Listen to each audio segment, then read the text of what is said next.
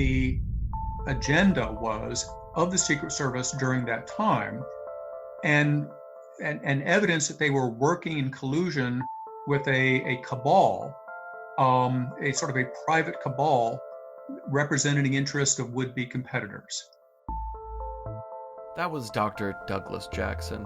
He's the founder of Egold and also a board-certified oncologist and an entrepreneur who's currently working on the next-gen successor to Egold.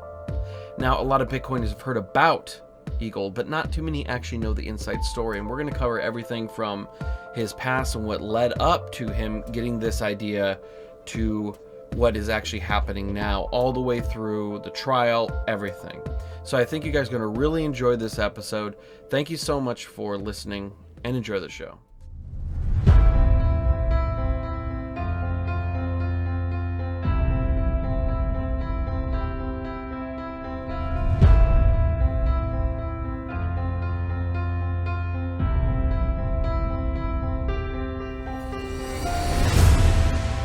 Dr. Jackson, welcome to the show.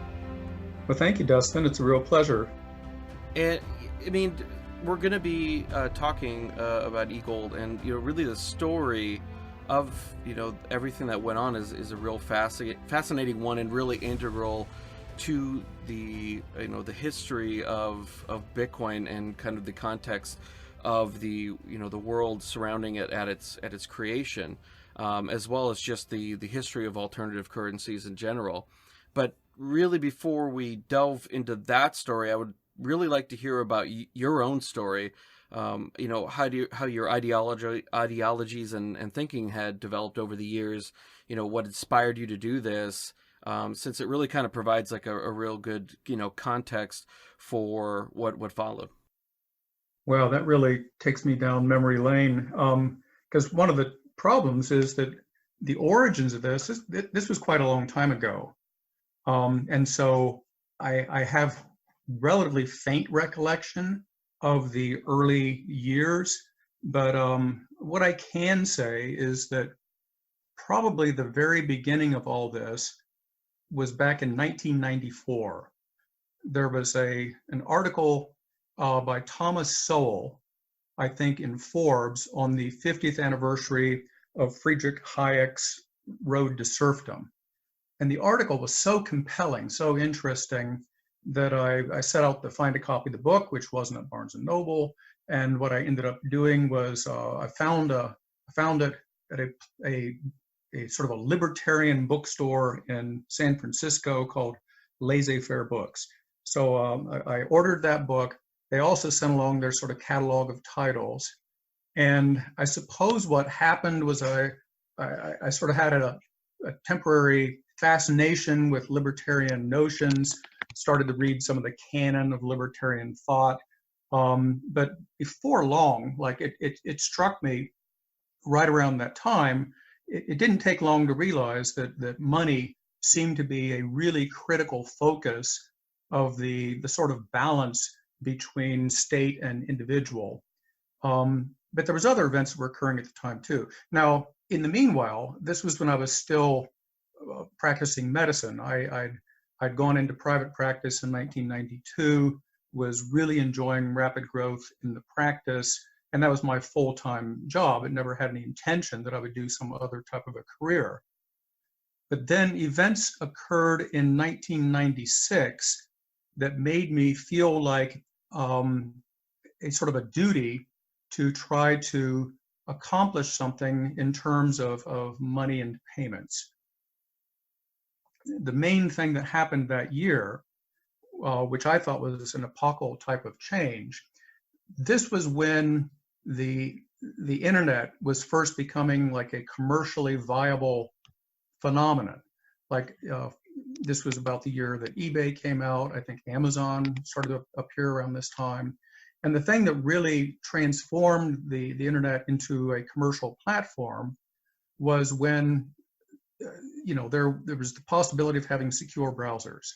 Like at that moment, you had people around the world, had gained access to market their goods and their services to a potentially global audience. But the problem was there wasn't any really good way of being paid.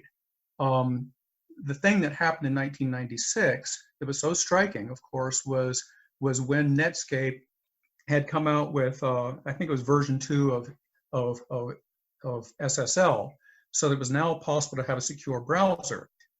It struck me at the time that this was the third sort of major element that for the first time in history would enable somebody to offer on a private basis a monetary and payment system that was completely external to the banking system.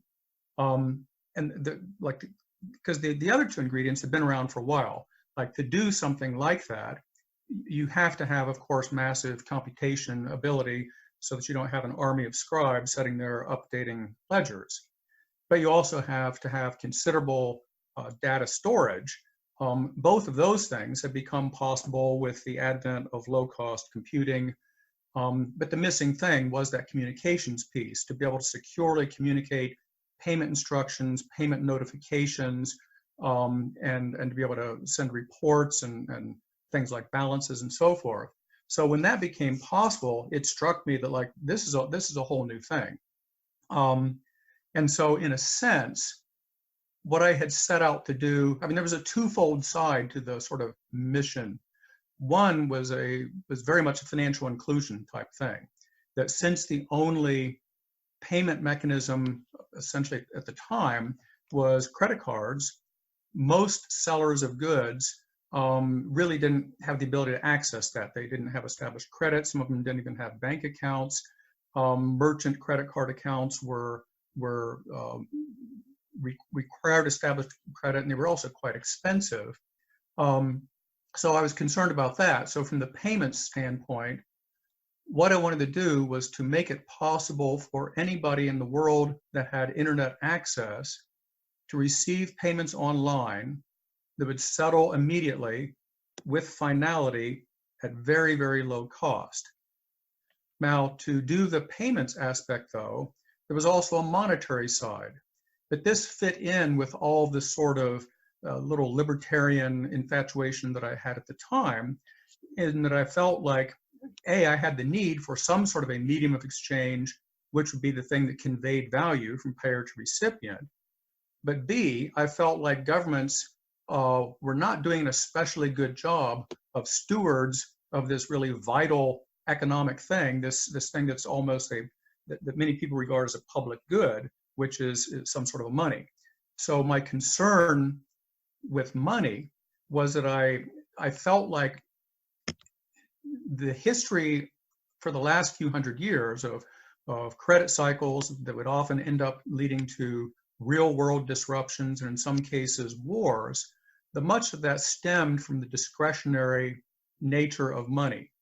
So it struck me that it would be possible for a private entity who's capable of being bound by contract to do something on a contractual basis that would be much more reliable.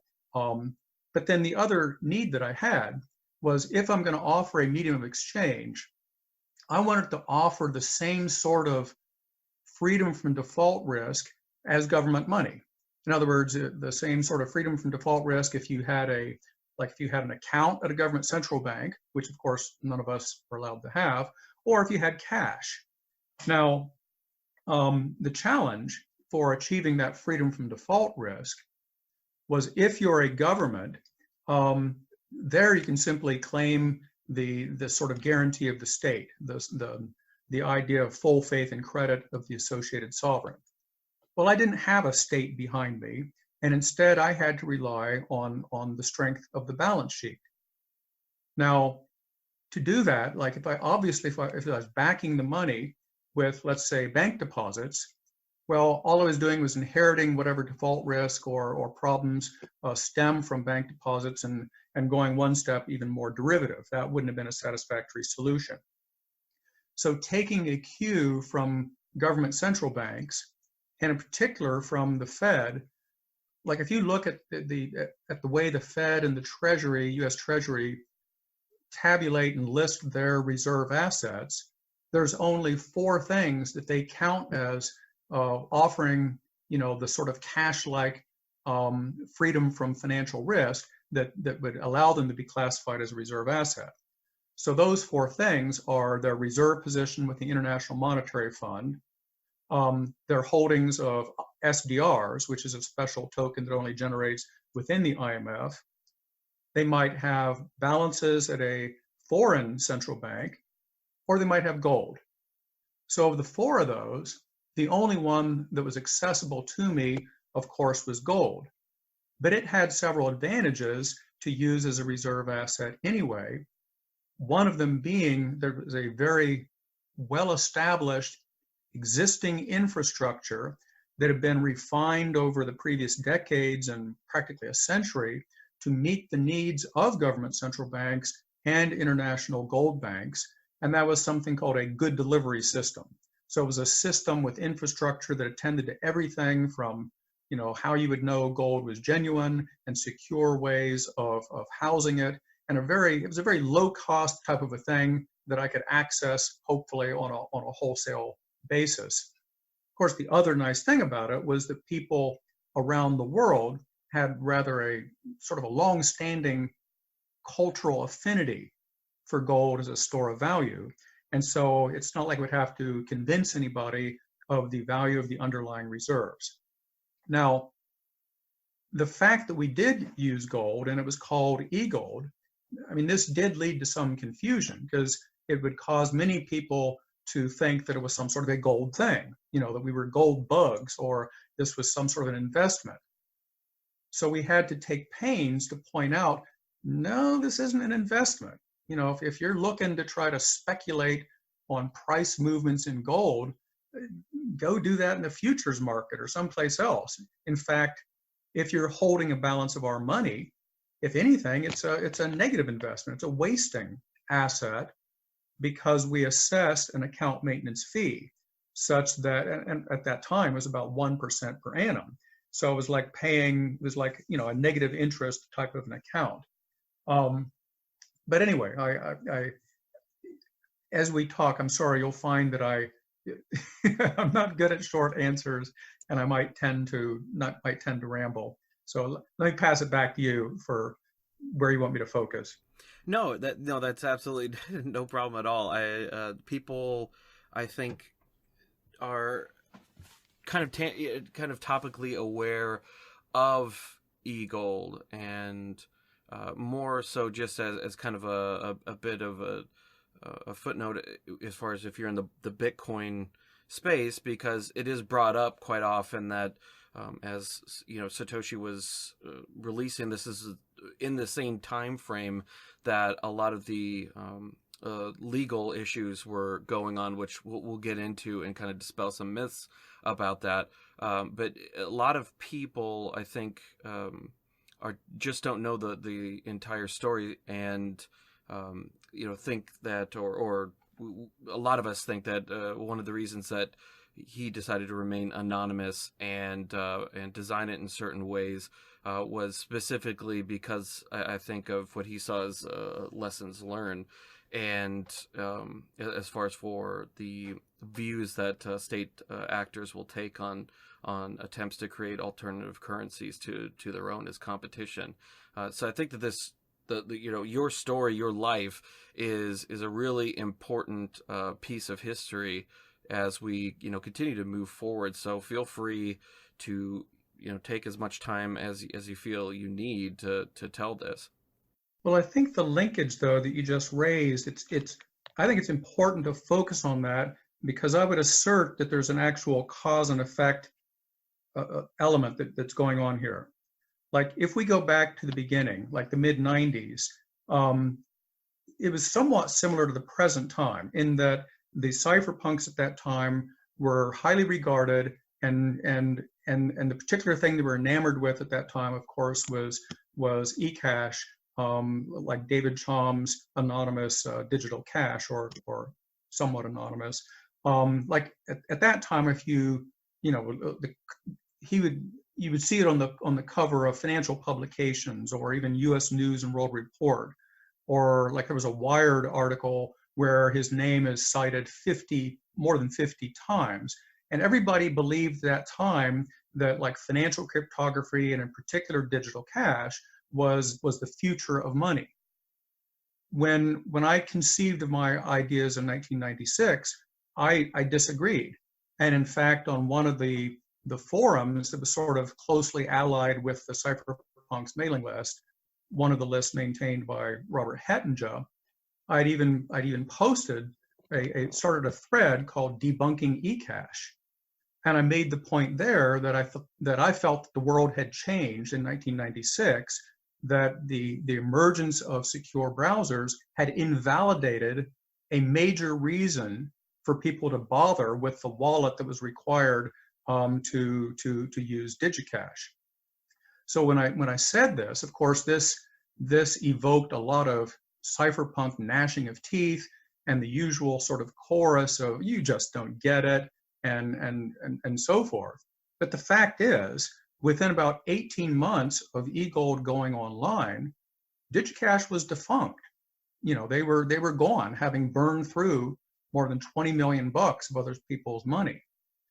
Now, what ended up happening during the entire time that we were operational, which was about 10 to 12 years, depending on how you count it, it's not as if these financial cryptography projects went away. There was a continuous succession. There was one after another of somebody feeling they had built a better mousetrap. But as long as we were around, nobody cared. You know, they couldn't get any traction. There was zero interest on the part of the public, zero uptake. None of them became commercially viable. In fact, there was an interesting comment I'd seen, like an article, you know, going down the sort of the history of all these type of things, where I believe it might have been Edward de Jong who made the comment that, like, you know, there was all this activity around DigiCash, but then, you know, around 1996, all of a sudden things went silent, as if for the next 10 years people weren't interested in money anymore. Well, yeah, something did happen in the next 10 years, and that was that we were there. Now, the same thing, I would assert, is a major element in the timing of how Nakamoto and so forth, the Satoshis, did manage to get their foothold. And it's not just me that would assert this. Like, there had been an article from John Matonis, who at that time I think was chairman or president of the Bitcoin Foundation. He'd had an article in Forbes called, I think, something like "Bitcoin Prevents Monetary Tyranny." And he explicitly sort of pointed out the connection of, like, when we disappeared, that was the thing that sort of set the stage. What I would say happened there, and this is an important point, was I think that our disappearance gave them a chance to get a foothold. But more importantly, it also led to what I would call the foundational myth of Bitcoin. Because the initial Bitcoin promoters, whether they did not understand the outcome of the Egold legal case, or whether they chose to purposely misrepresent it, the meme that was sort of used was, "Ahaha, see what happens to something like this." Like, what happened with Egold was that they excited the wrath of the United States government, because the US government doesn't want any competition with the almighty dollar, and so they thought they would stomp this guy flat, and they put Egold out of business. The problem with that is that's not what happened at all. Now, I can describe at some length what did happen, and there was many lessons to be learned. But the wrong lesson to learn was, oh, so therefore we need to do something that is robustly defiant of government oversight and regulation. We need to have something that has strong anonymity. No, those were not the lessons to be learned. There were very distinct, concrete things that came out of that legal case that would enable a system that was robust and enduring and highly acceptable to government. So anyway, this founding myth was that the opposition to Egold arose out of some sort of government antipathy to monetary competition. What I would argue in opposition to that is, if you look at the court records, it couldn't have been more explicit that it was not about that. In fact, in open court, questions had even come up. Like at one point, the judge had explicitly asked the prosecution if they want to, if one of the results of the case was for them to shut down Egold, to which they had to answer like, no, that was affirmatively not what they were looking for. And in fact, when the case was eventually resolved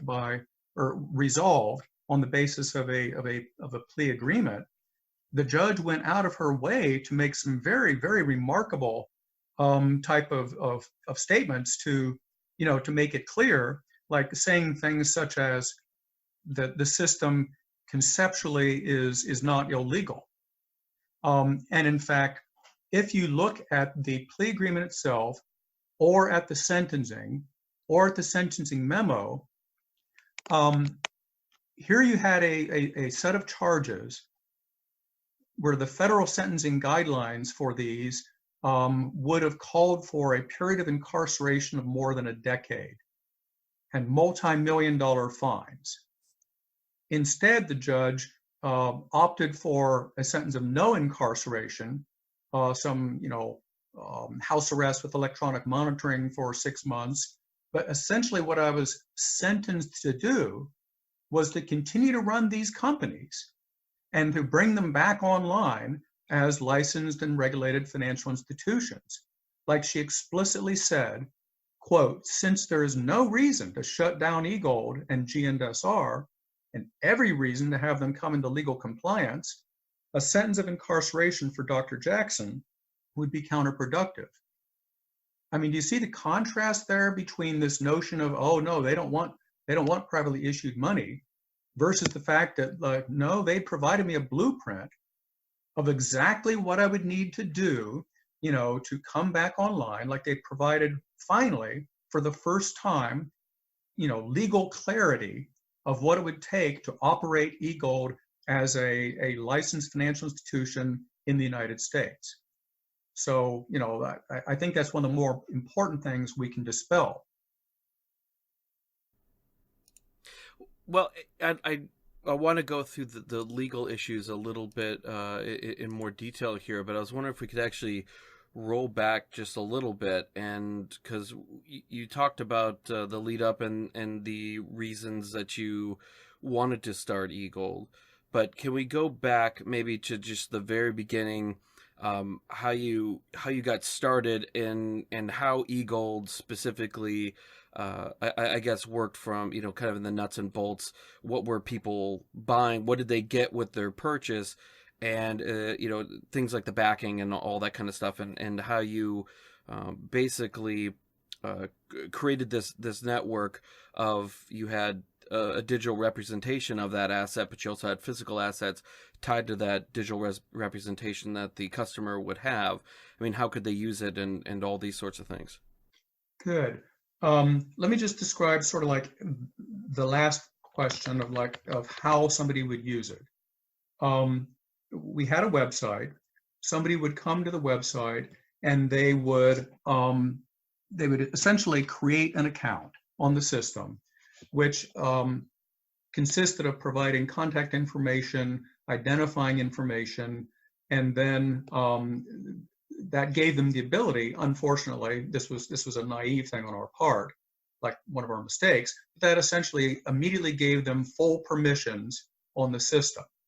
And when I say full permissions, that means that from that moment on, they had an account, that they could receive a payment from somebody else that had some of our money, which would settle immediately at very low cost. And when I say low cost, I mean like a worst case cost of about 1%, which dropped off very dramatically on a percentage basis, as the value went up. And so the payment instruction was a push type of a payment. And the nature of the instruction would be along the lines of pay so-and-so, your designated recipient, a certain, and you'd specify the amount of the payment, like using conventional monetary units. Like we call this a decoupling of the numeraire. But what I mean by that is, like a typical instruction might be, pay Sally $150 worth of Egold. What the way the system would interpret that then is we maintained a reference exchange rate since the native unit of account for our money was weight units to reflect its 100% backing with physical gold, we would then return like, okay, well, if the exchange rate is whatever, like 20 US dollars per gram, that means that you want to send XXX amount of grams of Egold to the recipient. Does that make sense to you? Is this really what you want to do? And if that made sense, if they thought the exchange rate was appropriate, they would commit the transaction and then immediately receive a notification and a unique identifying number that, okay, that's done, the person's been paid. And then if the payee was to look online, they would see that their balance had been incremented. So like all that happened is it was a book entry ledger-based system where in an atomic transaction, the payer's account balance was decremented and the recipient's account would be incremented. In effect, if you're familiar with how government payment infrastructures operate, what we had done was reproduce what's called a RTGS, or real-time gross settlement platform, very much like those used by government central banks. Like in the case of the United States Federal Reserve, it's called FedWire. And about the only difference between how ours worked versus how theirs works was that theirs allows for like the introduction, it allows for overdrafts, whereas ours was on a strict debit basis. So that, for instance, if you tried to submit a payment instruction for more money than you had in your account, it would simply fail. You had to have the money to pay the money. So it was a very simple transaction. We called it a spend to reflect there was a push type payment with advance authorization by the payer to the designated recipient. Now, the way that like the system had come into being was like the first generation. To get it up and running quickly, since I did not have much experience I didn't have any experience in trying to contract out a development project or develop requirements or something.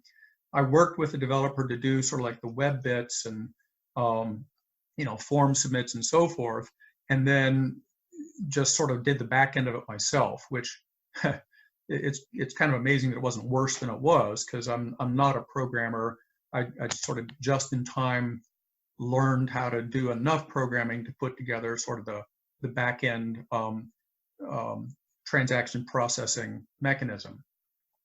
Now, the thing that was, I was not much of a businessman, and so you're never supposed to, like your marketing plan is never supposed to be like build it and they will come. Unfortunately, that was my marketing plan. I didn't have any sense of how to get the word out. Like this was in the days before social media. Like the closest thing to it was these participatory mailing list type things. In fact, that's the reason I gotten on Cypherpunks and some of the other lists, was to sort of say like, here I am, here's this thing, please come try it. And I had not even heard the terminology use case. And so I only had a vague sense of what people might use it for. I mean, I sort of figured that since it was so much cheaper than a credit card transaction and that it wasn't subject to chargeback risk, that it would be very good for e-commerce. Like it was obvious that if you had an entity such as, like Amazon was starting to become a thing at the time, that if, with our pricing structure, that it would cost them 1/3 or less the cost of, receiving a credit card payment. So, we sort of thought it would be self-evident to people. The remarkable thing is that people did come.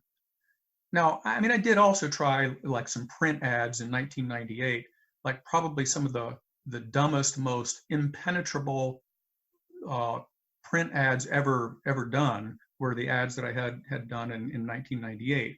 But by 1999, even in spring of 99, the Financial Times correctly noted that it was the only electronic currency to ever achieve critical mass on the web. And then by 2000, an exponential growth was becoming apparent, where from February to March, we had a doubling. From March to October, we had gone up another tenfold in terms of cumulative transactions processed. And by about November of 2000, we were processing a greater volume and value of transactions every month than a whole cohort of would-be competitors.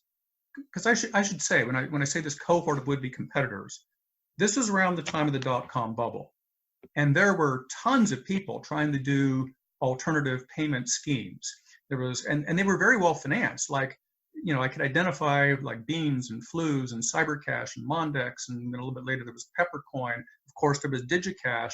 Like between them, they had raised more than 300 million bucks compared to our launch, which was initially on less than $1 million, most of it out of my own funds.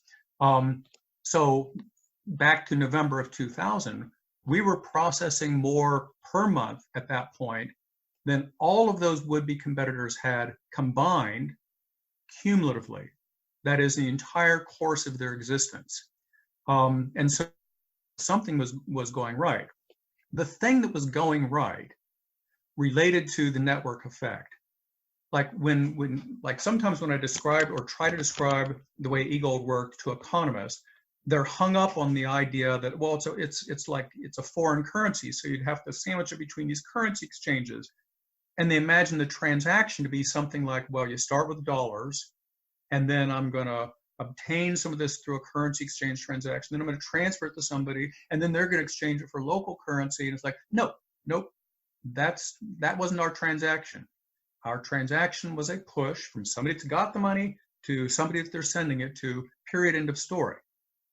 Now, whether or not there was exchange, like on the part of the payer, how they obtained it, of course, didn't really matter to the recipients. It would be just as cheap whether the payer had, like if it had been a dear transaction for the payer to acquire it, or however. And so, like, the point is, there was a strong incentive on the part of people that wanted to make payments in this fashion to talk to their counterparties on the income side, so that rather than them needing to bear the cost of some sort of currency exchange, instead they could simply receive it at what amounted to the spot rate.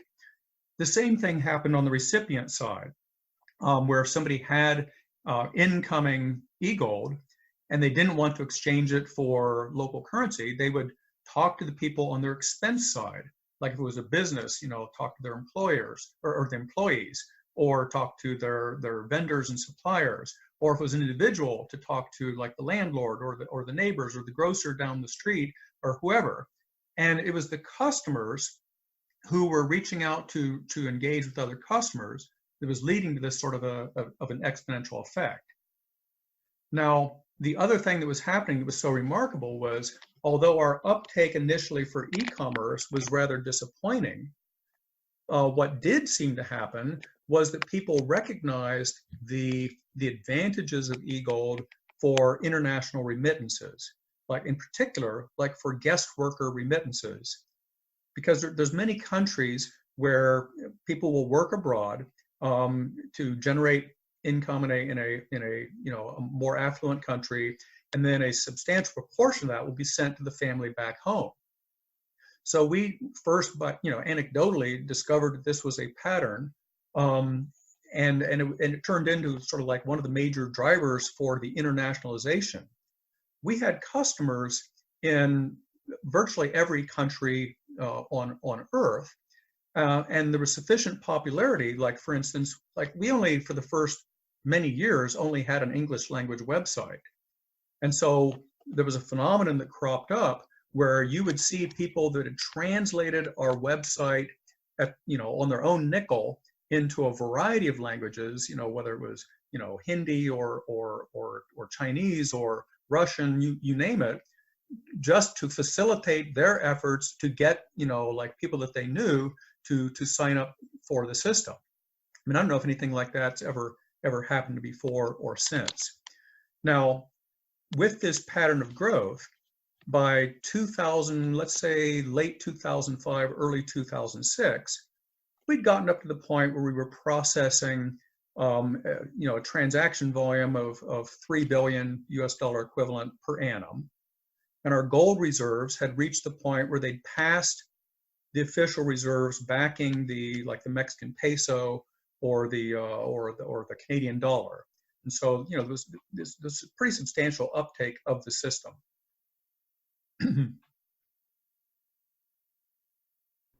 Well, that's, and throughout this whole time as well, and I think that's, you spoke about that a little bit earlier, is that one of the misconceptions that you see is that federal and state regulators, but specifically federal, were kind of out to get you or anything like that, or that perhaps you guys were playing fast and loose or something along those lines, which was not the case.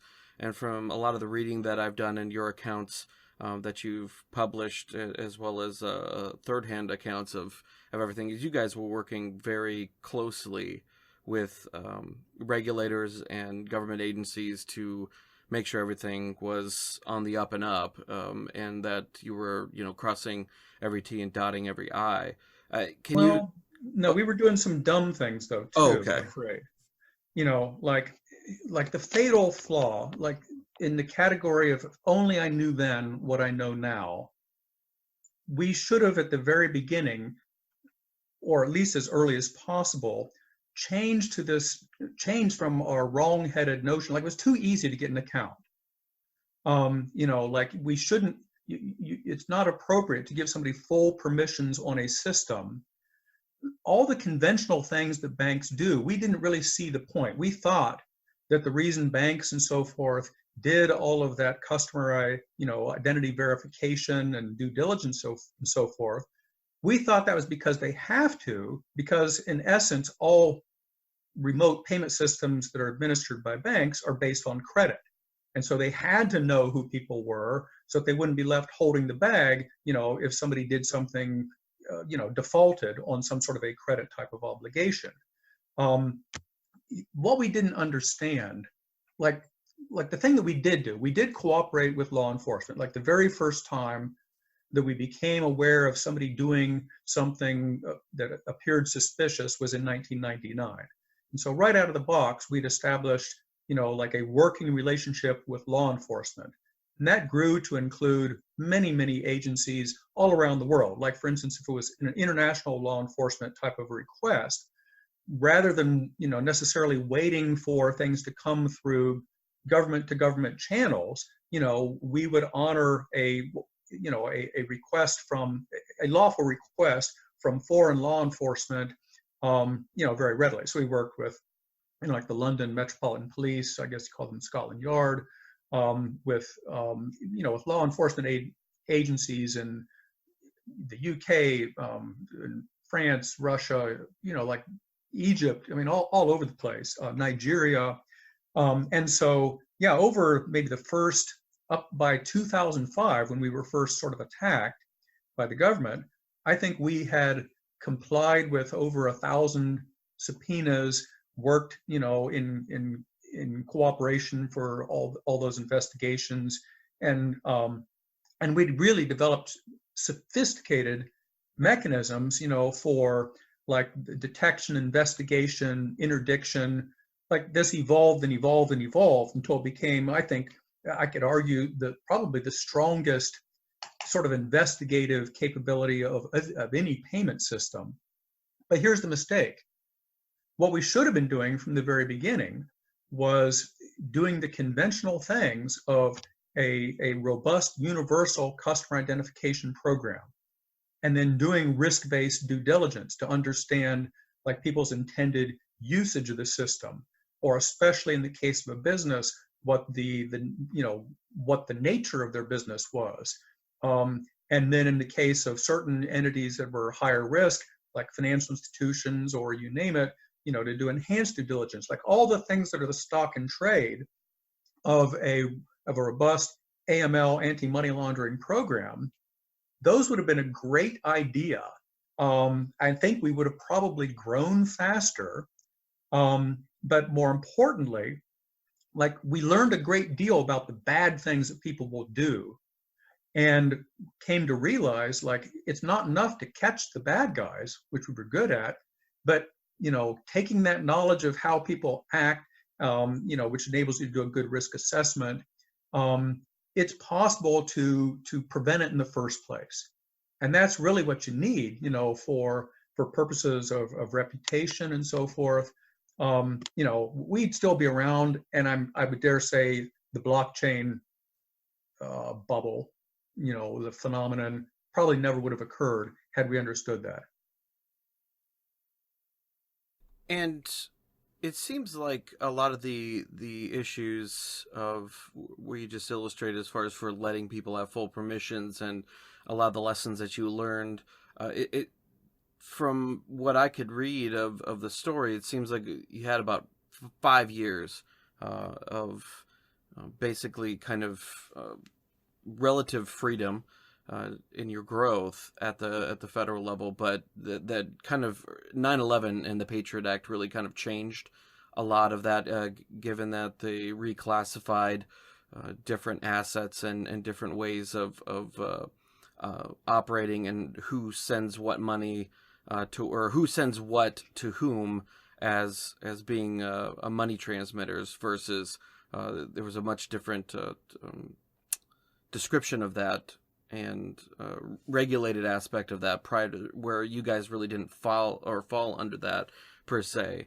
But after 9/11, like many other things that changed dramatically, and as well as how it seems, and this could be my own misunderstanding as well, based on the kind of the collective one you talked about, but it seemed like that changed also the perception that at least some agencies looked at Egold and other folks who were operating in the same way.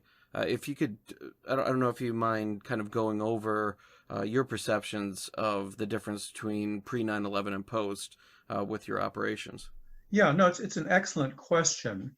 And there were a lot of changes with the U.S. Patriot Act, and which included changes to a very relevant bit of legislation, or the 18 USC 1960 statute, the one that's under which I was charged for operation of an unlicensed money transmitting business.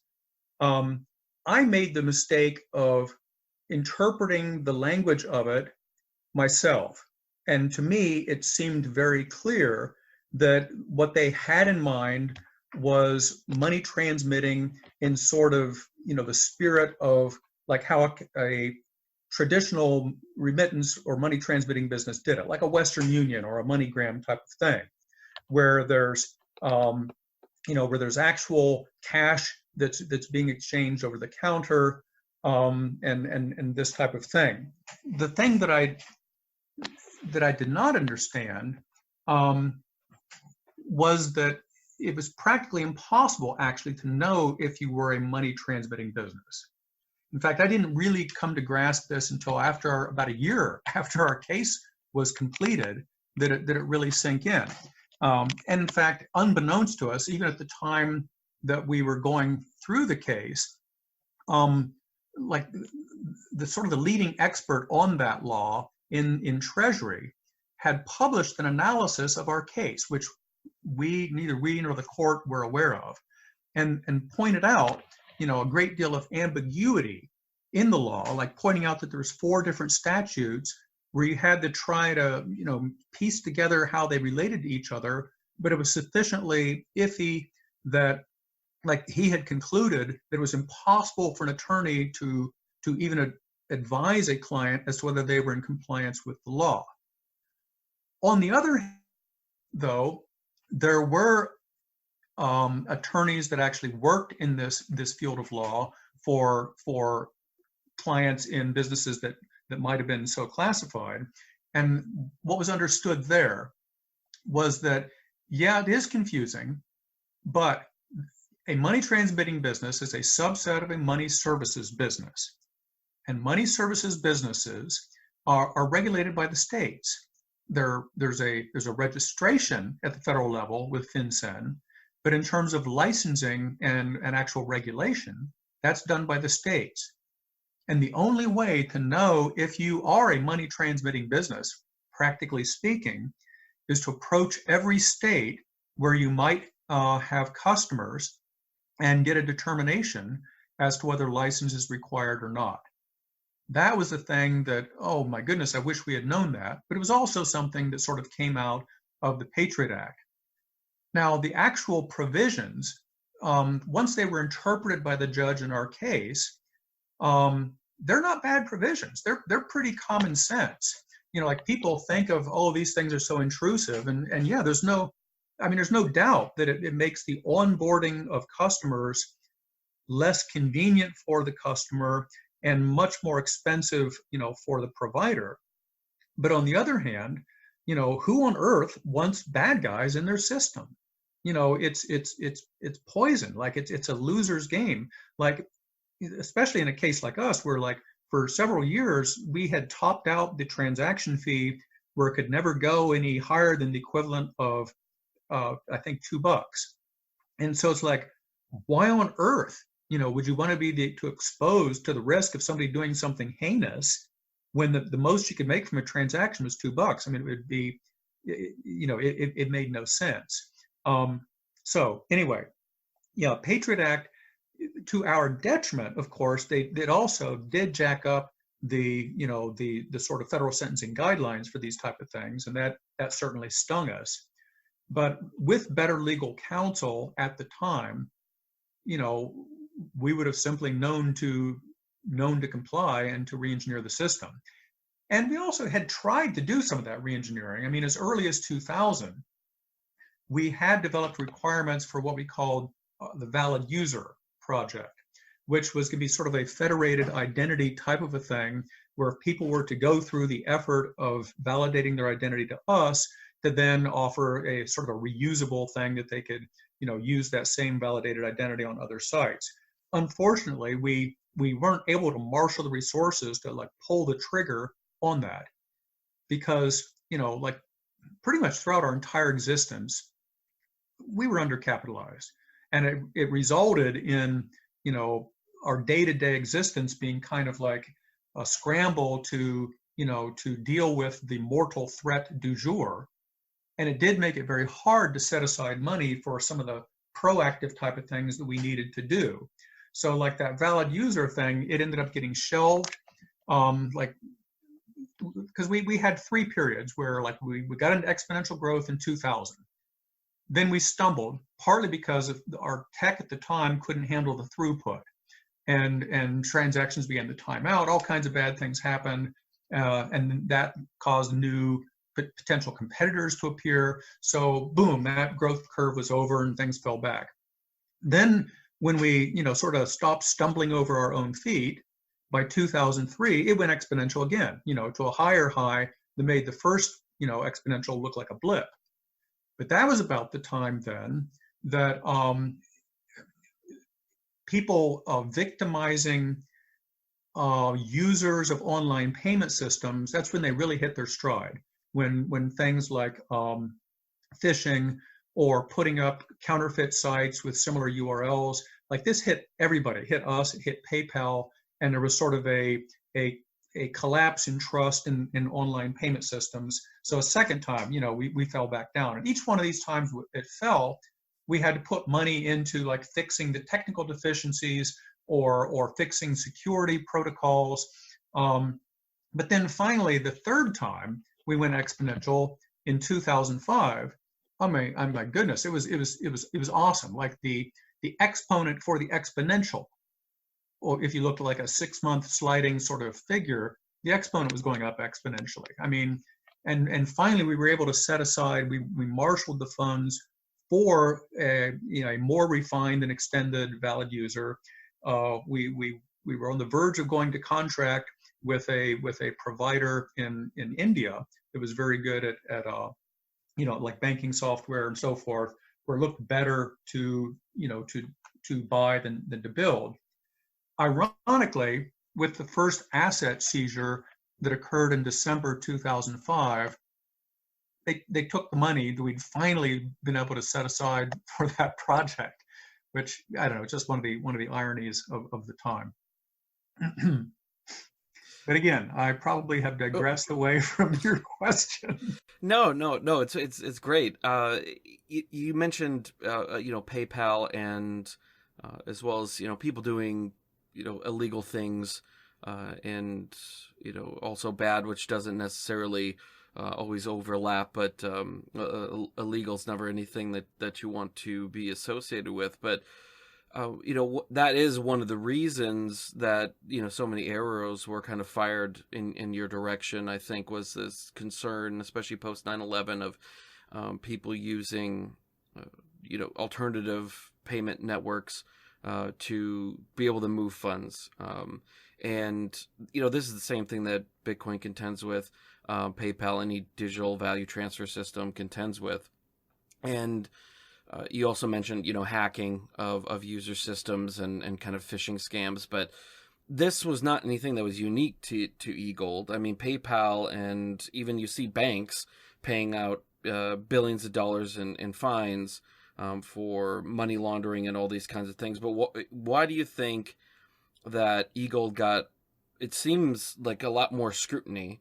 Or is it just because the ability to lobby and hire the best legal teams in the country was not available to you? Or do you think that you actually had more scrutiny on yourself and Egold more than, say, PayPal or Deutsche Bank? That's another great question. And both aspects applied to considerable degree. Like if you have what amounts to endless investor money, you really do get much better treatment both by the media. You've got more professional public relations interfaces, and the best lawyers.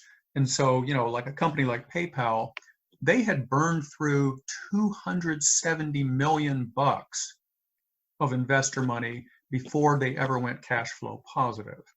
So yeah, that helps a great deal in terms of getting the best PR firms. But it's also correct that we had a particular bad relationship with the Secret Service. And I'm not going to go into all of the details of this. There's a book that should be coming out soon by an author named Carl Mullen, where he's going to essentially expose what the agenda was of the Secret Service during that time, and evidence that they were working in collusion with a cabal, a sort of a private cabal representing the interests of would-be competitors. I guess what I will say about it was, during this period, we were working with all sorts of law enforcement agencies. It was collaborative, where there'd be a learning curve where they would learn how to make use of our in-house investigative capabilities. We would work with them so that they would learn how to give good subpoena, so to speak. In other words, so that they would know better how to frame the information requests in a fashion that would enable us to give them maximally useful information, or ideally to even work on an iterative basis where they provide us with, we provide data, they give us feedback and refine the requests. So this was happening with all kinds of agencies, with the exception of the Secret Service. From a very early phase, possibly as early as 2001, it was obvious that they were different. And it was sufficiently different. There was even a topic of discussion, that I would get into with other law enforcement agencies. It's sort of like, what's wrong with the Secret Service? Now, there came one point where it seemed like I was going to have a breakthrough there. Like it had been evident probably for at least 2 years that there was something wrong in their relationship with us. But there was one point in late 2004 when one of the agents, apparently hadn't gotten the word, didn't know the agenda, and had given us, he'd gotten in touch with me with a heads up relating to a particular bit of malware that was being used to target a number of banks, PayPal, and us. And so it's like, oh my gosh, I finally have, a Secret Service guy on the phone who seems interested in fighting crime. And so I told him about how, we we'd had this odd relationship with the Secret Service, and I would love to meet with them to try to, relate to them, how to work with our investigators.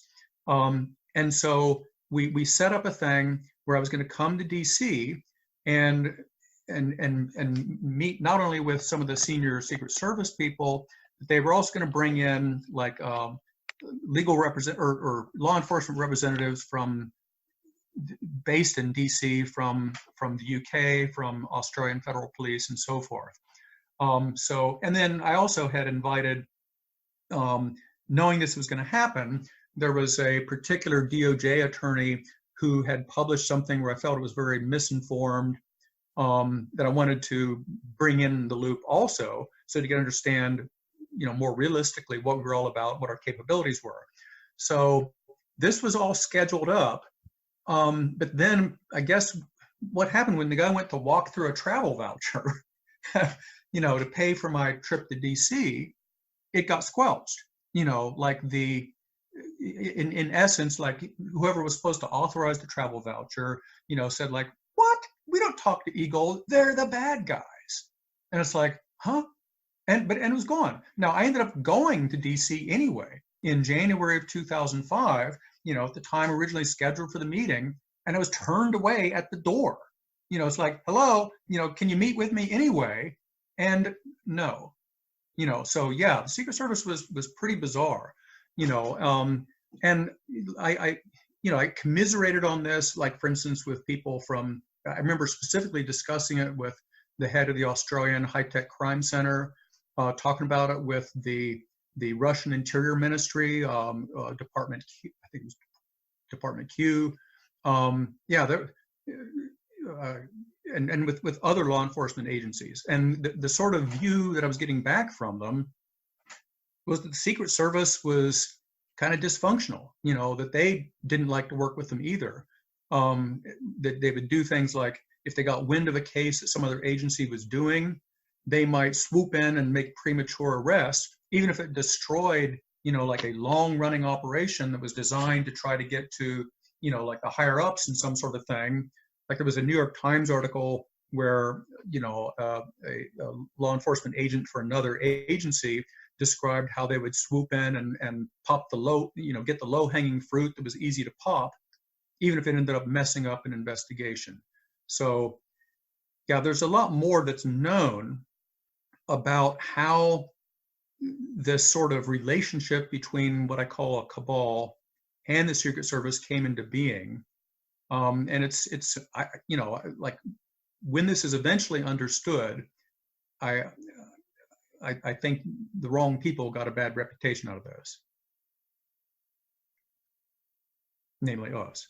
Yeah, no, and so so you're in the middle of this investigation. The Secret Service is not being at all helpful in you trying to do the right thing and what that you would expect that they would want you to do, and you had basically experienced, I guess you could say nearly a decade of working through this case, if I'm not mistaken, as far as for, because as TV seems to really kind of misrepresent this, because you have the criminal investigation, you have the prosecutors talking to the cops, and then it seems like within a few days, everything's presented, and that's just not how real cases go. You have a hearing, and then you might have months or even longer in between the next hearing to continue the process. How long exactly was this process, and how did it evolve over time to the point where it was basically done, finalized, and behind you? Okay, the first shot was fired, so to speak, in late December 2005. Like the first time that we learned that anyone had a beef with us was when the Secret Service served a search warrant on our office, on my home, and on the co-location facility where the primary servers were located. that ended up taking the system offline for something like 18 hours because they had no idea, that we had terabytes of data. They didn't know that we kept a permanent record of all transactions dating back to, 1996.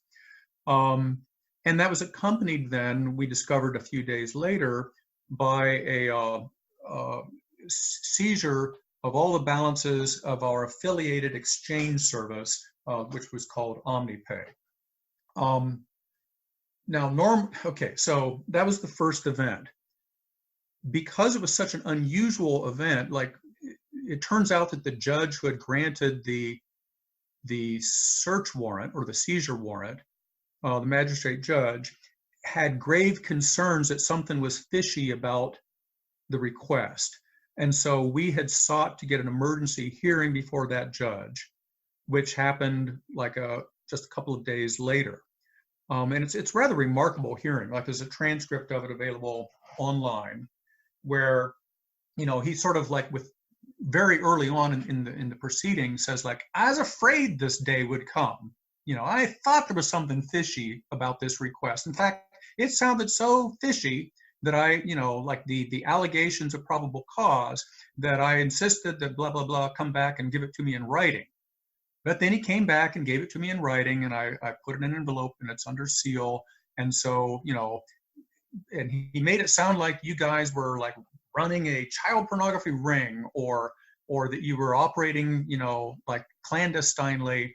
And then it turns out, like you've actually approached, a regulator, like seeking a determination as to, how you should be regulated. Like everything that they said was a lie. And he was really angry and was inclined, to just give us our money back, right away. Unfortunately, he also didn't think he had the power to do that.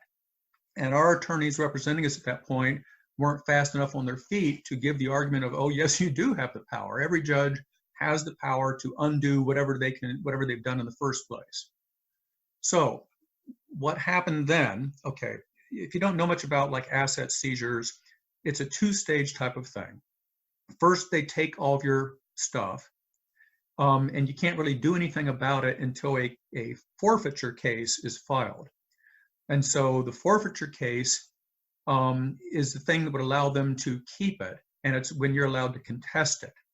But it's not like a criminal charge. Like with criminal charges, there's this notion, at least, of innocent until proven guilty.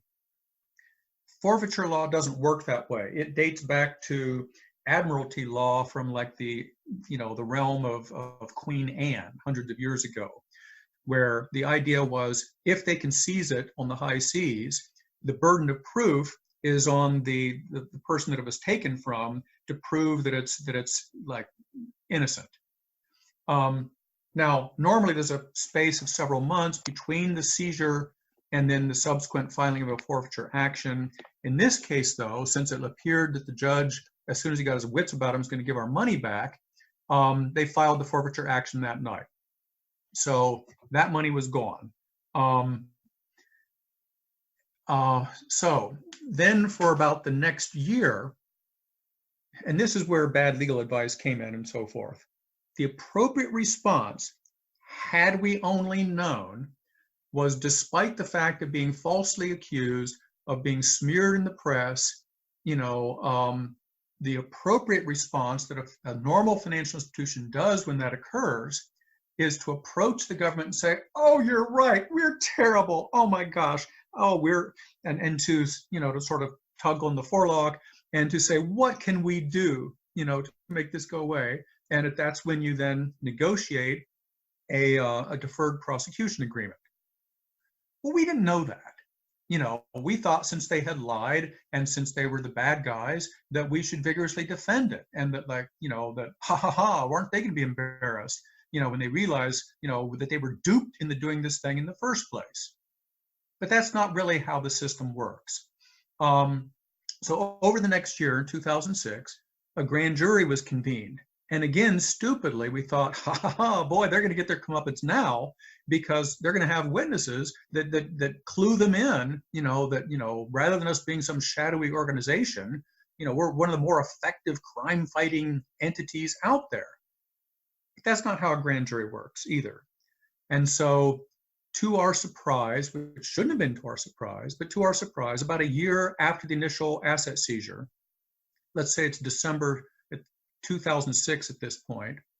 And by the way, during that year, we ended up having our most profitable year. Like the public, they didn't have any question that we were still good guys. Like that was our highest volume transaction year. Like, oh, these guys had an asset seizure. Oh, that's all right. Bad government, good guys. And business continued. But, a year into it, December 2006, we're summoned to DC, and we're basically informed, no, we're going to go ahead and indict you. And here's what the indictment's going to look like. So we reviewed the indictment, and it didn't make any sense. Like it described, it described bad behaviors, crimes on the part of, a number of the customers. Although every one of the crimes that had been described on the part of the customers, our investigators had already found. I mean, like the reason that they were able to find the bad stuff was because our investigators had intervened and flagged it and so forth, but it was like, okay, so you're charging us with a crime, and the crime is that our customers did crimes, which didn't make any sense. And also the indictment specified that they would be seeking to put me in prison for many years. And so the response at that point was like some senior guy who'd been sitting in the room at that point, who later went on to become the Inspector General for the Department of Homeland Security. He sort of intervened and says like, oh yeah, you're right. We know that you're not bad guys, and we can take this back to the drawing board, and nobody's going to go to jail.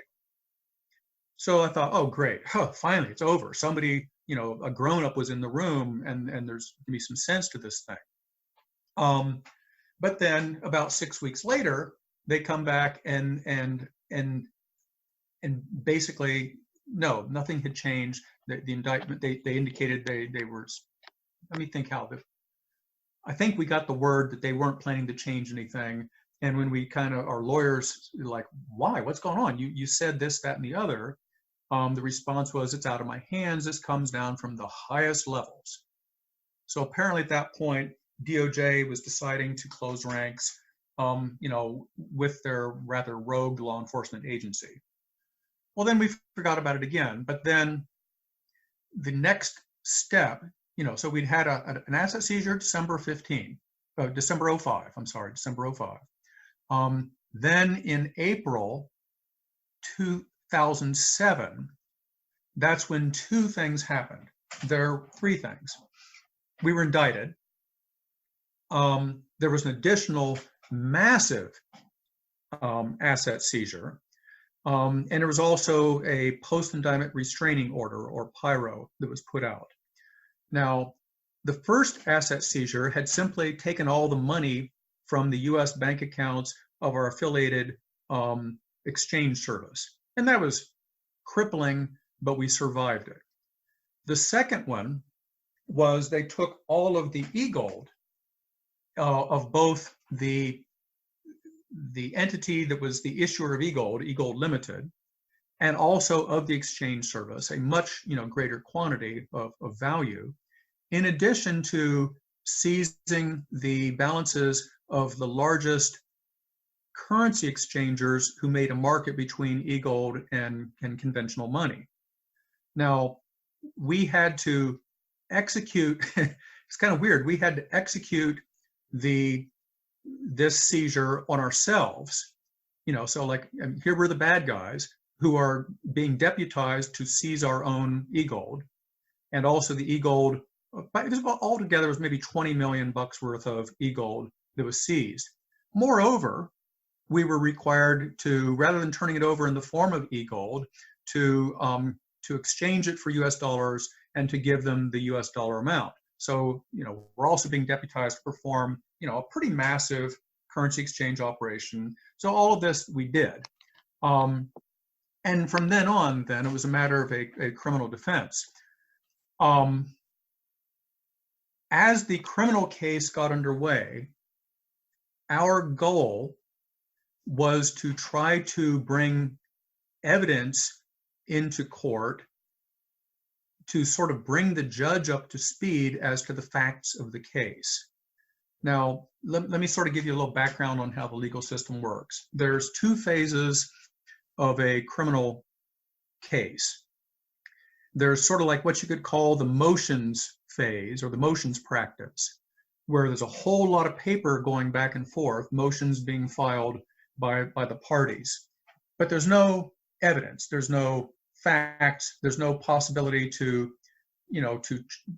have a evidence introduced that's then subject to things like cross-examination or any of that sort of thing. So our goal was to try to get an evidentiary hearing, on the logic that if the judge understood the facts of the matter, like she'd see things in a different light. Their goal was to prevent that. The judge ruled in their favor that we would not get an evidentiary hearing. We appealed that. The appeals court came back in our favor, indicating, on the grounds of due process, that we were entitled to an evidentiary hearing. However, in the interim, the judge had been pressuring us to file a motion to dismiss. And I shouldn't go into all this detail, but it's hard to understand why things turned out they did without knowing these details. We've been pressured to file a motion to dismiss, which is a routine thing that happens fairly early in all these sort of legal cases. And so we had filed it, based on, oh wow, there's a lot to say about a motion to dismiss, and it's important. But the gist of it is this motion to dismiss was outstanding, and it had not been ruled on at the time that the appeals court said that we were entitled to an evidentiary hearing. So immediately upon learning that the appeals court was going to, remand us back for, to get our hearing, she instead ruled on the motion to dismiss, rejecting it. And the nature of the ruling, like the accompanying memorandum, was so prejudicial, potentially to the outcome of the case, that we had no choice but to get into plea negotiations at that point.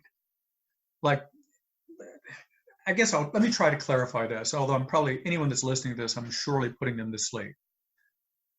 A motion to dismiss is something that many people aren't familiar with.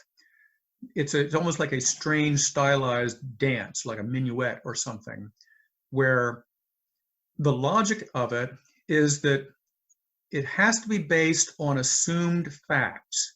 In other words, it takes the allegations of the criminal complaint that were part of the indictment, and those are assumed to be true. And so the motion to dismiss must take the form of, even if all of those assuming all those things to be true, even then the charge, it doesn't constitute an actual, a valid charge, like you have failed to outline a crime. So that was sort of the nature of our motion.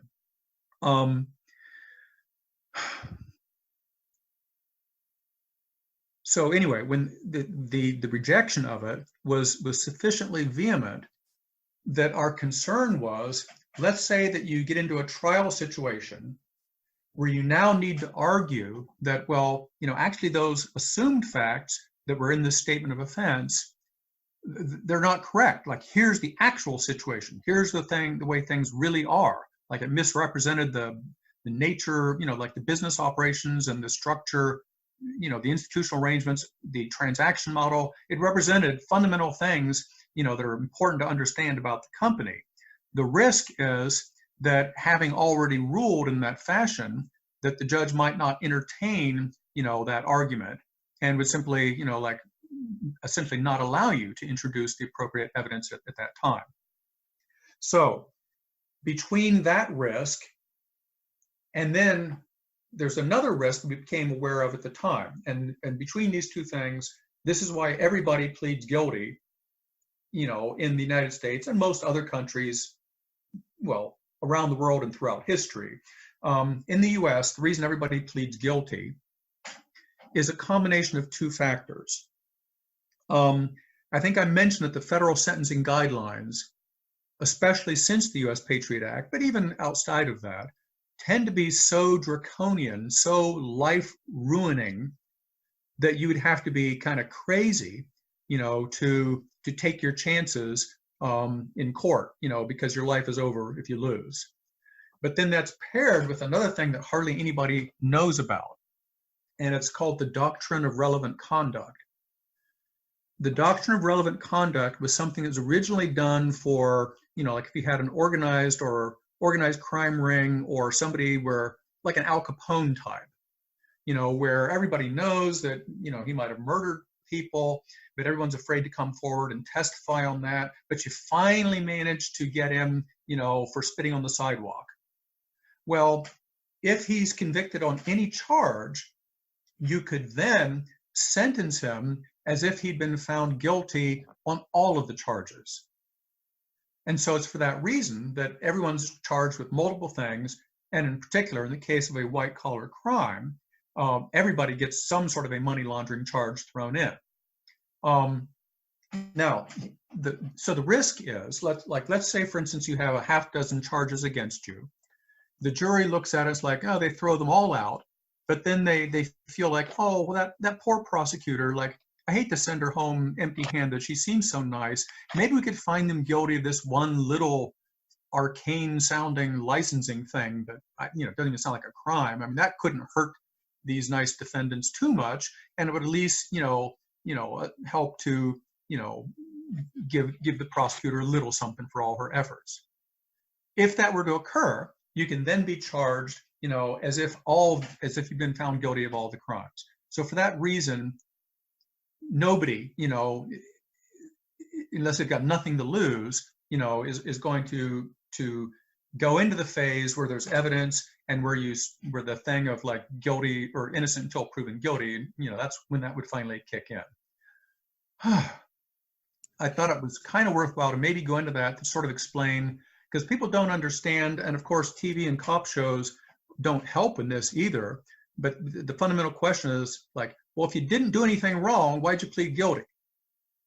And that's why when people haven't done anything wrong, they plead guilty.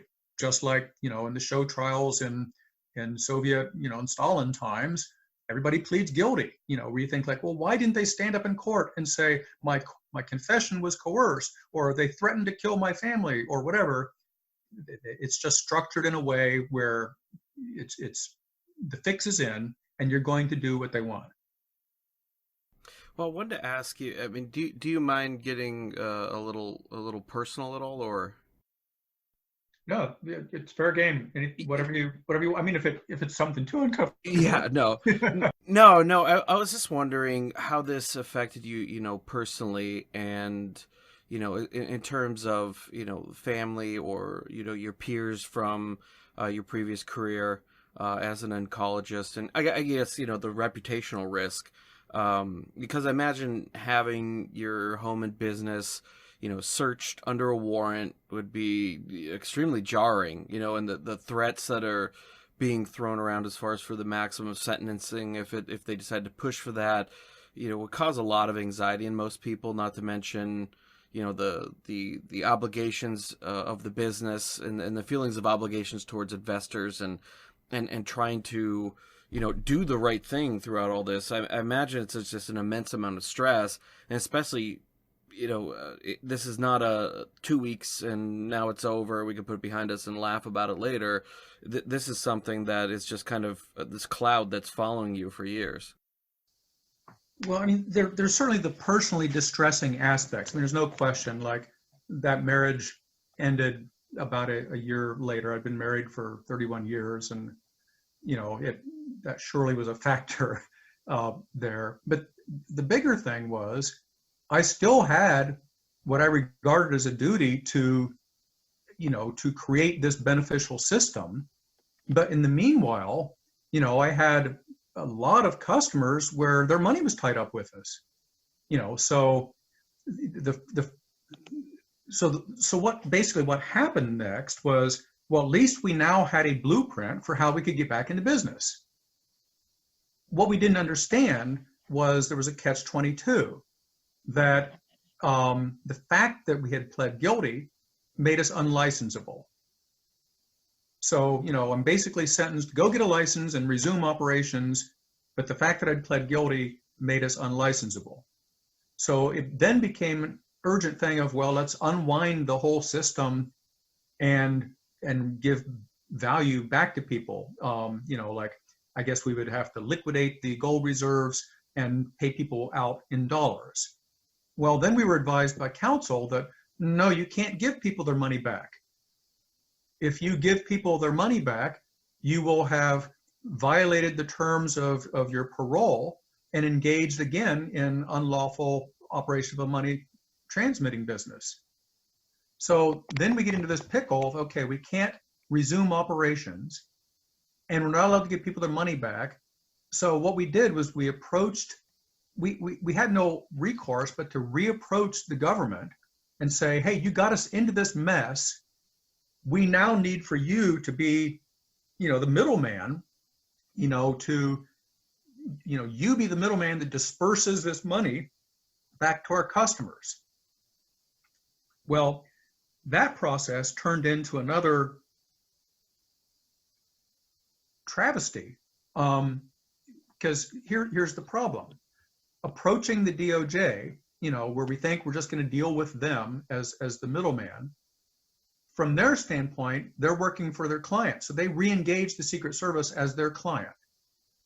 And now there's a conflict of interest where, we want, like, if we're just doing things in our normal course of business, within about 2 weeks, the whole thing could have been unwound, everybody would have had their money, and that would have been that. But instead, by needing to go through them, it had to be this carefully negotiated agreement. And the conflict of interest was that if any of the money ends up going unclaimed, then the Secret Service gets what's ever left over. So it becomes extremely in their interest to have the smallest possible amount paid out to claimants. So the first tactic was, it took years and millions to both negotiate the agreement and to also establish the protocol, by which claimants would be contacted, validated, and the process would proceed. Like, every step of it had to be laid out in excruciating detail, because we've basically, with the gingerbread man, just agreed to ride across the river on the fox's snout. So the process ended up taking more than 3 years. And of course, costing us several million. Now, under the letter agreement we negotiated, we were entitled, to being reimbursed those costs. So, we spent all the money that we had and then some. Like, we get to the situation where we're owing our lawyers, oh my gosh, like maybe $1.5 million or something. But so the upshot of what happened there was it basically gave them another crack at the money, because they had failed, like, our institutional arrangements to try to safeguard the integrity of the system were designed, so that, like, an attack on the company or malfeasance on the part of somebody within the company, like, none of these things could disrupt the fact that the gold was held in trust for the exclusive benefit of the money holders. And they had tried to crack that, like, they tried preemptively to just take the gold. That failed. Like, all that withstood. Like, at the end of the case, we were still around, and the Egold was still out there, and the reserves backing it were still there. Well, this was a matter of frustration and was infuriating to the Secret Service. So here they get a second bite at the apple. So the thing that's negotiated is that, oh, well, they're going to contact the potential claimants. So about 3 years goes by. They engage their sort of consultant to do it, who then undertakes to reach out to the customers. Now, this is a period of time. This is like between 2010, 2013, when a lot of things are changing, in the world. This is about the time when people, going from landlines the rest of the way to just using cell phones was completed. But there's also people that move, there's people that die, there's certainly people that change their email address. So, the longer you can wait, the more stale and unusable the contact information is. Plus, especially the mechanism that was used, was to send out a notification through, which was, sent out through the postal system. But it was at a period where if somebody had moved, like, long forwarding would have long since expired and so forth. Then we were seeing, as we got down close to the end of the claims window, that a substantial number of people that had significant value in the system, had not completed the process to claim their value. So like a little bit late, like with maybe only 2 or 3 months to go in the process, we had this emergency process to try to reach out ourselves to make sure that people knew about this. And invariably, like, no, they hadn't heard a thing. They hadn't had any notification. So anyway, like there was this roughly, the Secret Service got a windfall out of this at the end of the day of probably $50 million. And, it was due to now for the claimants that did hear about it and successfully filed their claim. This was another thing that was sort of unheard of. Like, this is at the time when the financial crisis had been going on. And, the government is spending untold billions to prop up the banking system. At the same time, they're spending millions, to shut us down. But then finally, our claimants, when they received, some money, the dollar amount that they received in the worst case was a 2-bagger, compared to the equivalent value they would have had at the time the system shut down. In other words, we were gone for, at that point, about, well, essentially from 2008 to 2013. We've been gone 5 years. But in the meanwhile, Egold had continued to appreciate more than double. So the claimants, if you looked at like when's the last time they had access to their account, they got anywhere from a 2x to a 5x gain, on the value that they'd entrusted to us, which is just kind of strange, since with banks, the challenge would be for them to get pennies on the dollar. In some cases with our customers, they were getting the equivalent of 500 cents on the dollar. So that took quite a bit of time and anguish and resources. And it kind of also destroyed us, because when the time came to finally be reimbursed for our out-of-pocket expenses and to do things like pay the attorneys and so forth, we were shortchanged $4 million. And we were ruined. I mean, I've been pretty much impoverished, not impoverished, but lacking, not doing well financially, because we couldn't afford to lose that. However, the other than major effort that we've been doing concurrent with that was, since we knew we would be offline, for an extended period of time, and since we now had a blueprint for what it would take to do this on a compliant basis, we went back and we re-engineered the system from the ground up. And there was essentially 2 major elements. One was to take advantage of new developments in terms of massive scalability, because a revolution had taken place during sort of the mid, like from around 2005 to 2012,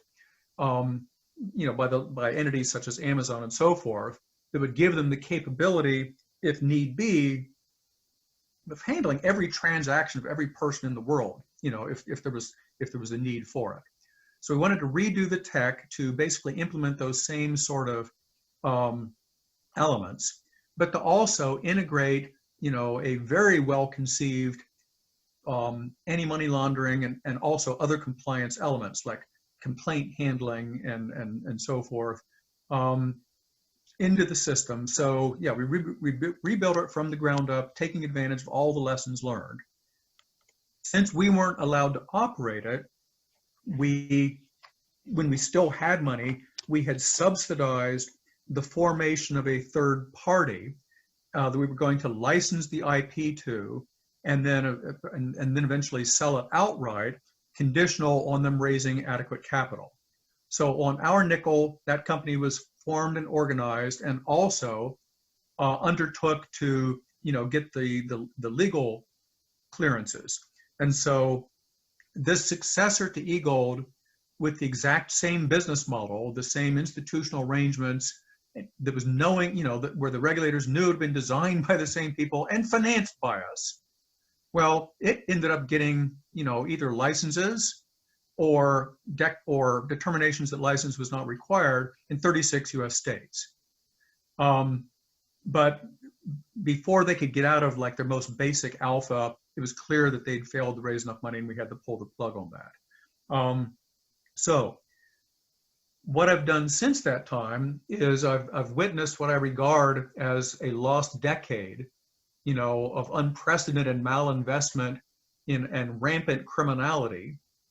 But what I'm trying to do is to now, organize a successor using a lot of the IP that was developed for that intermediary, but with additional refinements, and to still, relaunch the successor system. So it's a matter of recapitalization, restructuring, and relaunch. So that's where all my efforts go. So although this has been something where we've been looking towards the past of like Egold was this quaint thing from decades ago, in fact, I regard it will be the future. And it's my personal expectation that, if we can marshal the appropriate capital that's needed, to stand this thing up and become operational and to get the regulatory approvals in the various national jurisdictions that we have in mind, I quite frankly think we're going to shut down, the blockchain and DLT thing like we did the first time.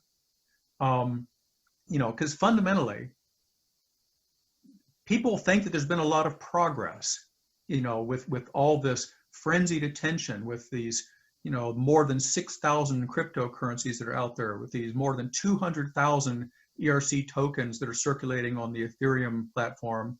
I disagree. I think it's been a huge step in the wrong direction, a huge step away from efficiency, from appropriate scalability, from appropriate cost structures. And it's because it began with the wrong premises.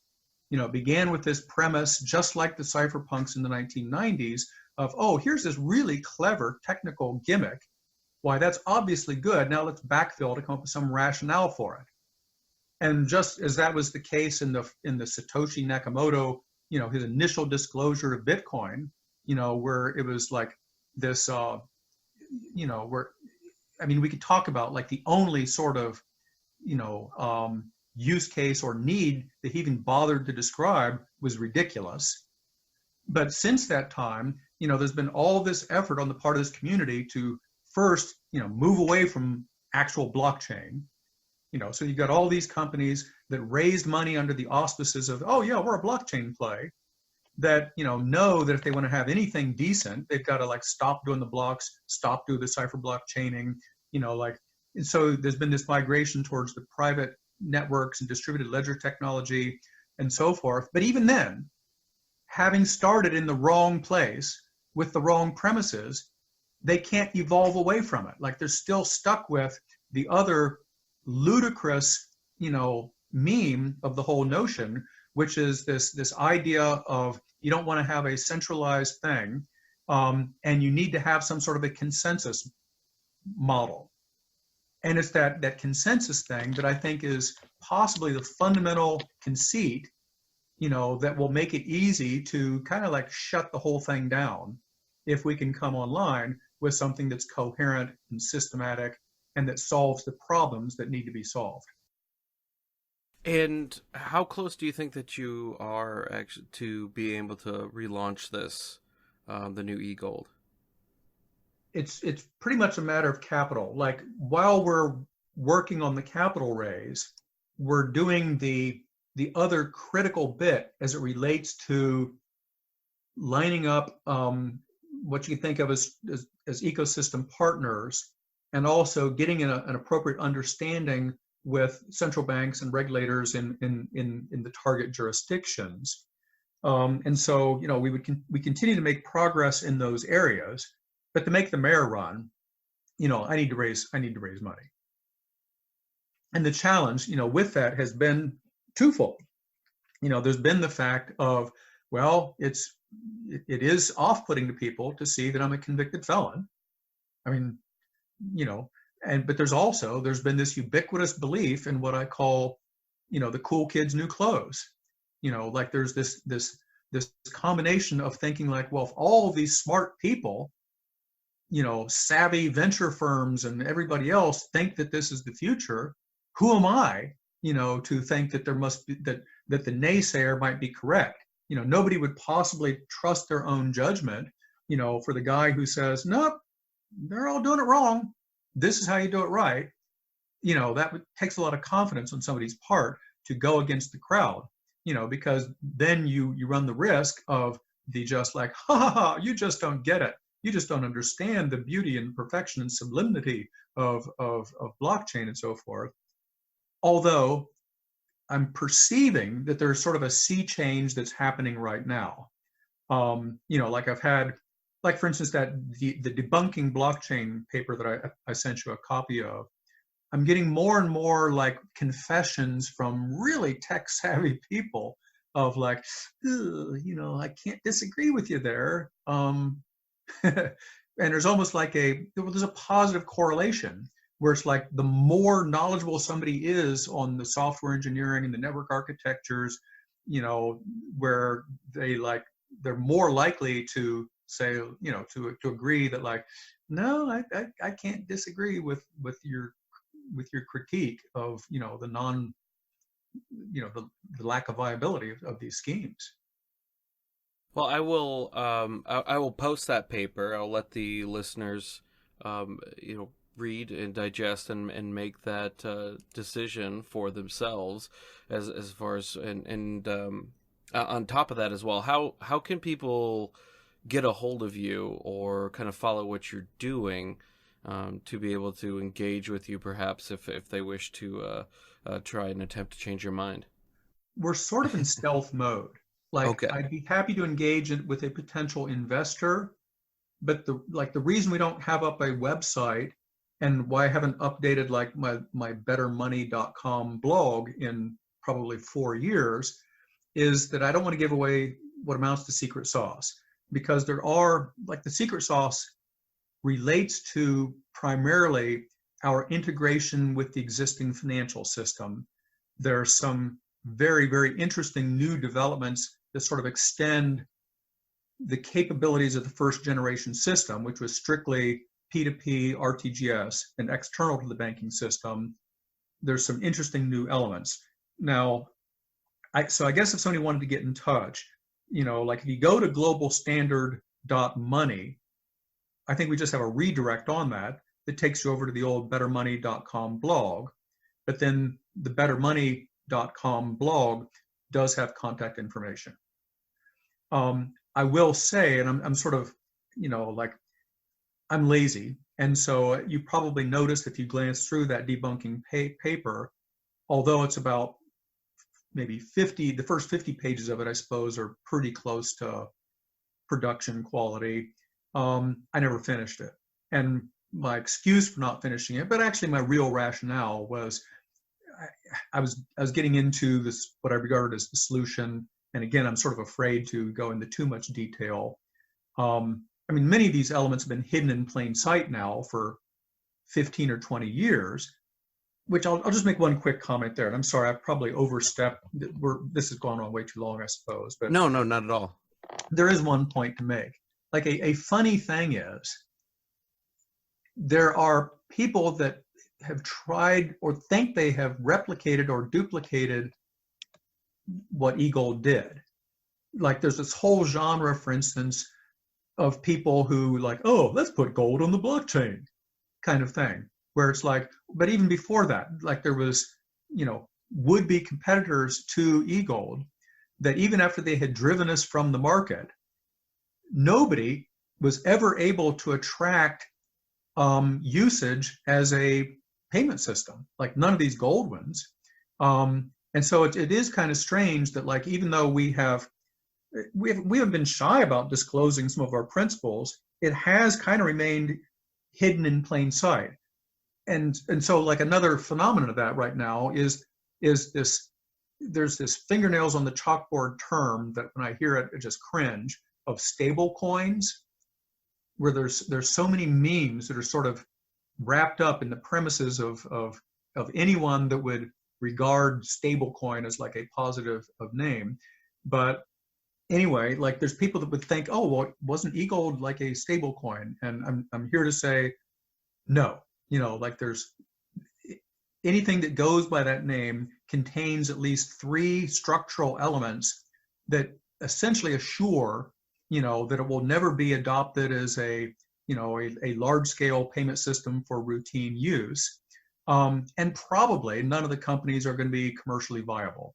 Like all of them, to my knowledge, are, with the exception of Tether, which has its own sort of unique characteristics. I don't think the other stable coins are ever going to turn into sustainable business models. But anyway, that's another topic. It's on my mind, though, because I was just writing a paper yesterday at the behest of one of the international financial institutions, to sort of lay out how we differ from a stable coin. Sorry for that postscript. Yeah, no, not at all. I really appreciate your time and giving everybody just kind of a really good in-depth overview of Egold and everything that you went through. I'm glad that everything turned out well. I mean, in terms of you're free and you're living a good life and not in prison or anything like that. So to that extent, it did turn out well, and I'm glad to hear as well that you're working on a new generation of Egold, and we hope to talk to you soon. Thank you again. Well, I really appreciate that, and I also appreciate your patience and your excellent questions. Thanks so much.